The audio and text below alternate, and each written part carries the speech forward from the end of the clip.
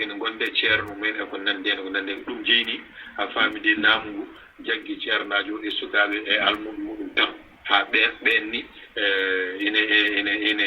ina teska wonde min goni ke juuɗe laamu taw ko yiɗde wiide tan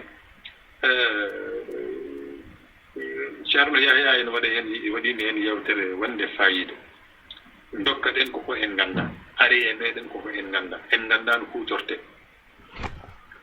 addani en caɗele kanko gardiɗo jogiiɗo konngol ngol ni o haali hen sabi o wi wonko addete e yimɓe tawa ene cikka ko ɗum ɓural ɗum rufa e juuɗe mumen ha natta ɗum wawde jogade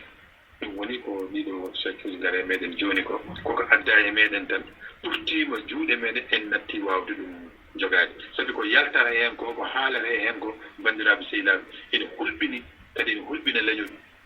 kadi yoga hen koko ustata leñol ngol ɗum tan jinno ɓeydude adam ɓuuɗa jaram wadde en dokkudat tan aadi ha talata karo taw kadi koye mbadi gonde wonata en beltanima tan hettiyankoɓe kuɓal rewidinoɓe kadi arnoɓe tawtede nde ɗo yewtere wadde noon ha talata karo inchallah ceerno yaya wadde konngol artita mum eyyi ɗum noon a jarama tan no mbiɗa ni wonɓe toon ɓe fof calminama Ramatoullahi Kane Ba salminama Mamadou Diop e musidɗo men Aboudia Cheikh Oumar Dia min calmini min juurima sokhna Faty Sognane gayna radio ɗinguenal fulɓe e radio tulde Dubago e mbiya kadi on jarama on fewi Allah joom moƴƴere wonɓe gaɓe quand même walla so tawi ko enen ndendi tableau pamen foof ene hetti en jetti Allah kadi ha yontere arore eɗen mbiya ɓe jarama marhaba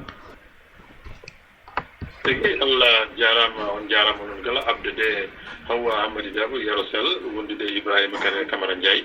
on jarama arno yewtidde moɗon ko radio ji meɗen tati no wirani radio tulde radio ɗinguinal fulɓe radio meɗen Kokoriko ga ɗoforde konngol ga ko musidɗo moɗon Amadou Boukary